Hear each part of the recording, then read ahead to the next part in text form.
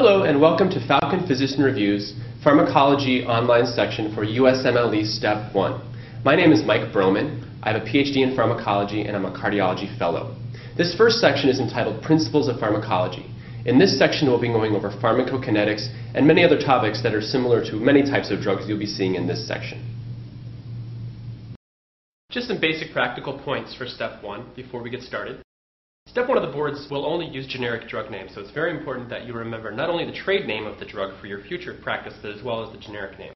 Step 1 also focuses heavily on the mechanism of action of medications, as well as adverse effects, especially the unique ones, and we'll talk about those as we go. Some concepts in Step 1 that are heavily tested are autonomics, antibiotics, and central nervous system cardiac drugs. Those are the most tested categories of medications on this test.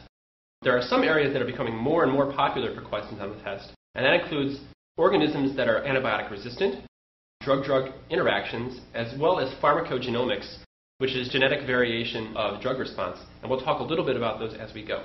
It's also important to remember that drugs that have come about in the last 5 years are not as heavily tested as those which are very well established. The first concept that we'll talk about is pharmacodynamics. Pharmacodynamics is basically defined as how the drug works. Pharmacokinetics, however, is involved with what happens to the drug after it is administered. Pharmacokinetics concerns processes of absorption, distribution, metabolism, and excretion of the medication after it enters the patient. Many medications after they enter the patient are ionized, and medications that are weak acids or weak bases are able to be ionized, which confers a charge upon that medication. Ionization is not an issue for drugs that are neither acids nor bases. Drugs are ionized or non-ionized depending on the pH of the environment that they are currently in. And remember, different compartments of the body have different pHs at any given time. Every drug has its own pKa. And the pKa is defined as the pH at which the molecule is 50% ionized and 50% non-ionized. pKa is specific for a medication. They will give you the pKa of the medication on the test. It's important to remember that only the uncharged form of the drug is able to cross a biomembrane, unless that drug has a specific transporter. The ionized form of the drug is water-soluble. We generated this table from the Henderson-Hasselbalch equation. What this table is meant to show you is if you take the value of the pKa and subtract it from the pH of the environment that the drug is currently in, you'll receive an integer value. If the pH of the environment of the drug is equal to the pKa, then this value is equal to 0. And 50% of the drug is non-ionized, and 50% is ionized. We can classify drugs that have these charges into the category of a weak acid or a weak base. And as you can see, as pH increases, meaning the pH minus pKa value becomes more positive, for weak acids, the non-ionized percentage becomes 0.1%. Whereas if the pH were to become more negative, the non-ionized percentage would be 99%. And this makes sense, because as the pH goes up for a weak acid, it would lose its charge, and therefore become non-ionized. The opposite is true for weak bases, and we'll talk about this more. Drug X is a weak base with a pKa of 8.0. What percentage of that drug will be in the ionized form in the urine at a pH of 7.0? Remember that drugs that are weak bases, in general, because of their drug backbone, have an NH2 group. That's what makes them a weak base. In acidic conditions, there's a lot of H+ around, and that H+, if it's present in great amounts, is able to bind this nitrogen molecule. When that happens, the drug becomes positively charged. That would be the ionized form of the weak base. For weak acids, you don't have this NH2 group. Instead, you have a carboxylic acid group. And when there's a lot of H+ around in acidic conditions, that H+ is able to bind to the O and make the non-ionized form with a charge of 0. Therefore, an acidic condition has the opposite effect on weak bases that it does on weak acids. Getting back to the question, if the pH is currently 7 and the pKa is 8, that gives you an integer value of -1. So if we go back to the previous slide, because drug X is a weak base, we'll have to use the bottom row, and the integer value is -1 from that question. Therefore, 10% of that drug will be non-ionized. So therefore, 90% would be ionized. The importance of this question is that many medications will be charged or not charged based upon the pH of the environment that they're in. And certain medications are more soluble in acidic conditions than others.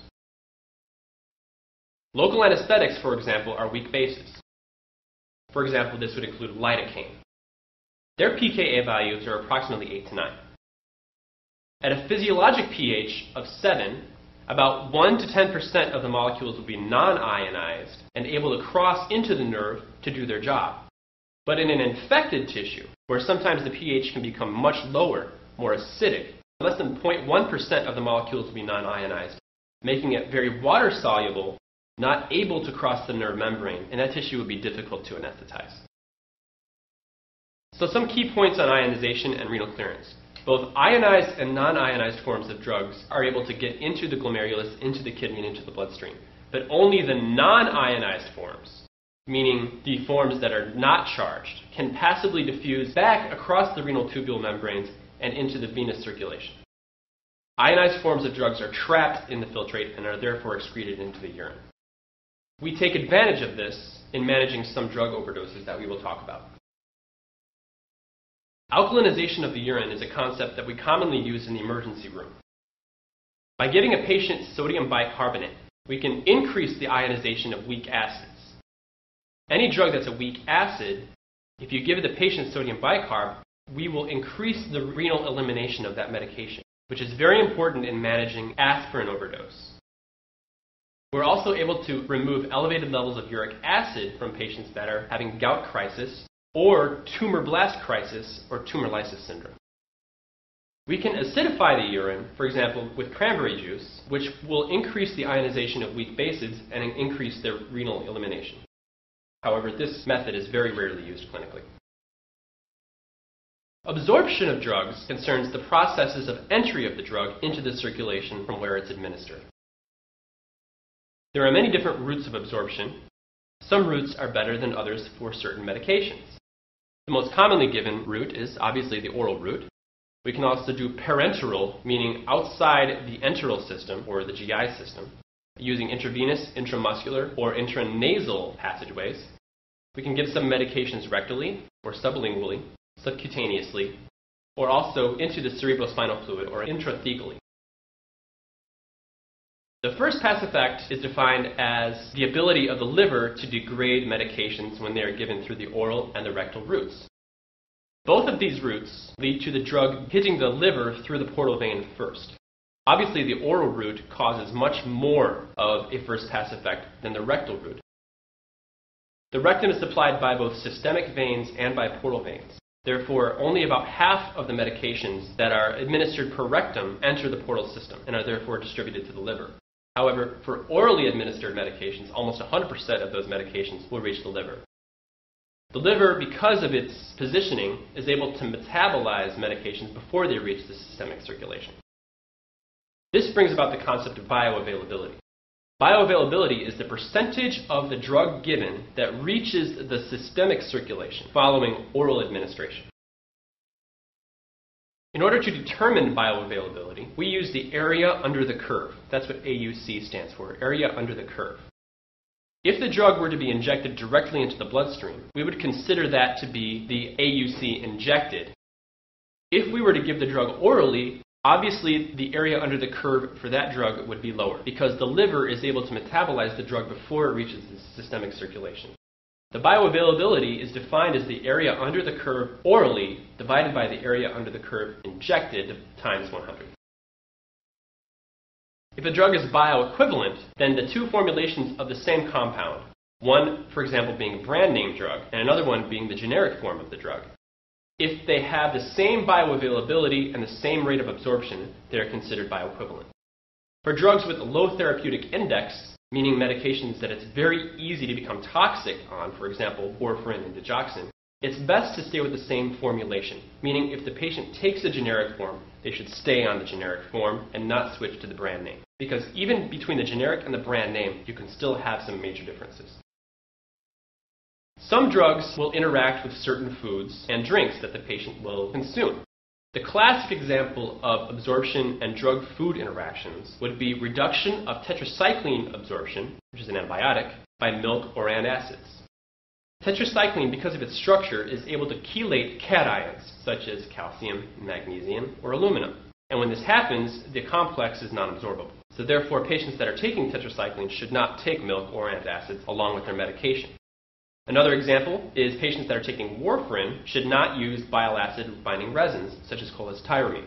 This medication can decrease the absorption of warfarin. As we stated before, the plasma concentration of tetracycline after administration by mouth is normally right here at the top.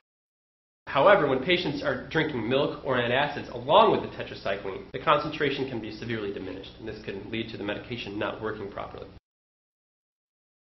The next concept is distribution. A drug is distributed from the systemic circulation to organs and tissues. Normally, a medication is not active when it's in the systemic circulation. It has to go to organs and tissues in order to do its job.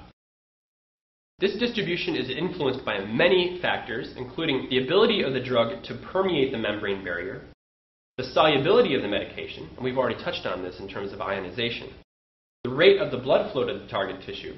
If a target tissue has a compromised blood flow, then that medication will not reach the target tissue. And then binding of the drug to plasma proteins.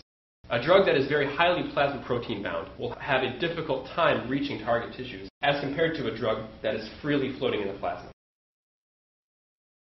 The distribution phase of a drug involves a decrease in the serum concentration to a steady state. The flat line here in this chart shows that over time, the concentration of a medication in the serum will come down and reach a steady state and then eventually taper off as it is metabolized. The distribution phase involves the drug distributing itself to different organs and tissues outside the plasma. Some barriers to distribution involve the placenta. For example, the placenta, which feeds oxygen and nutrients to the developing fetus in a pregnant woman, is a barrier to most large molecules. An example of this would be heparin. Heparin is a very large molecule, very charged molecule, and it's not able to cross the placenta. However, most small molecular weight drugs are able to cross the placenta, especially those that are lipophilic or lipid-soluble. The same thing is true for the blood-brain barrier. Lipid-soluble drugs are able to cross quite nicely into the brain. However, very charged particles are not able to cross the blood-brain barrier. While some medications do not bind at all to plasma proteins, such as albumin, some medications are very strongly bound to plasma proteins. It's important to remember that only the unbound fraction in the plasma is actually able to leave the plasma and activate receptors. Therefore, drugs that are very highly plasma protein bound, such as dilantin or phenytoin, must first become unbound to the plasma protein, and this can be a very slow process. It's also important to remember that certain medications will interact with other medications for the binding sites on these plasma proteins. This may increase the free fraction of the medication because it's unable to bind to the plasma protein.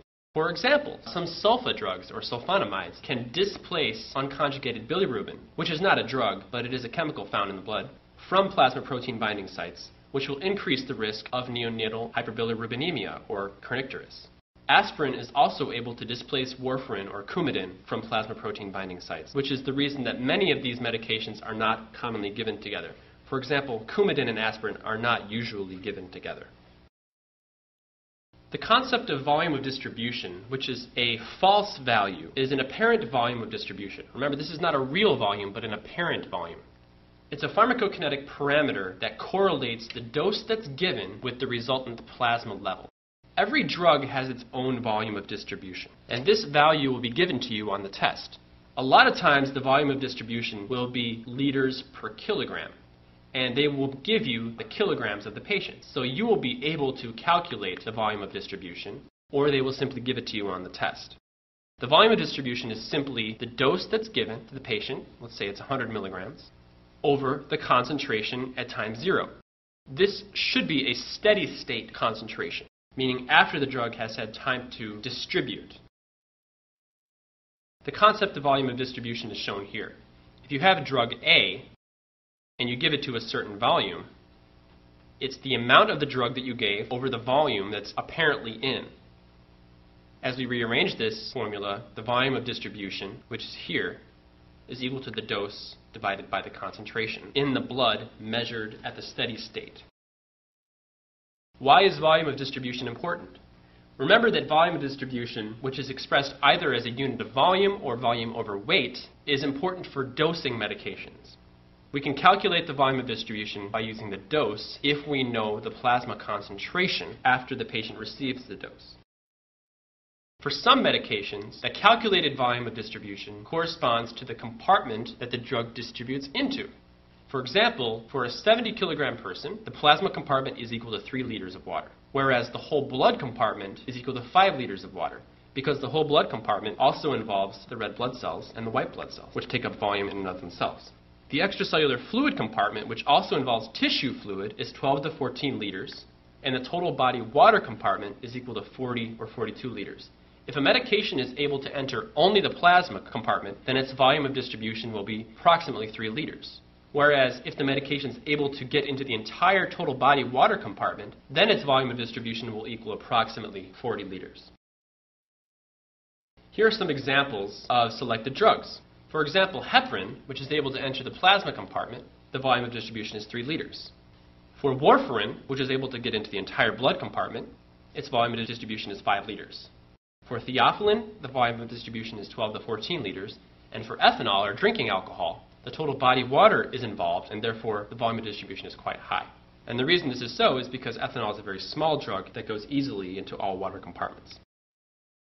Here's some other examples of volume of distribution. Chloroquine, which has a volume of distribution of 200 liters per kilogram. Nortriptyline, 20 liters per kilogram, all the way down to warfarin, 0.1 liter per kilogram.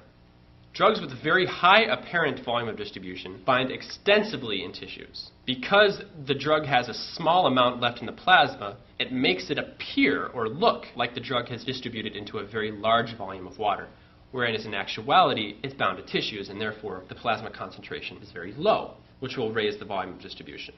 Remember that volume of distribution is a false value. What it represents is how well the drug is able to distribute into the body.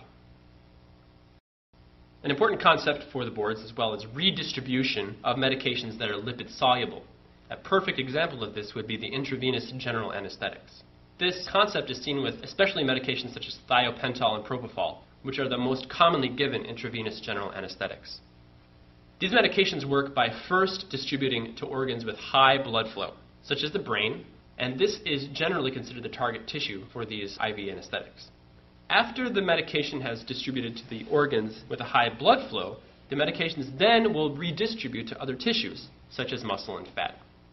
When the administration of the drug is stopped, then the redistribution causes the brain level of the medications to drop, and the patient will come out of anesthesia. As you give more and more of the medication, it will accumulate more in the fat compartment of the body. This is a diagram showing concentration of the drug, or percentage of the dose of the drug, over time. And you can see that in the beginning, the medication, if it's an intravenous anesthetic, will be mostly in the bloodstream, and that will diminish over time. The next compartment to receive the drug over time is the vessel-rich group, like we were talking about the brain and liver.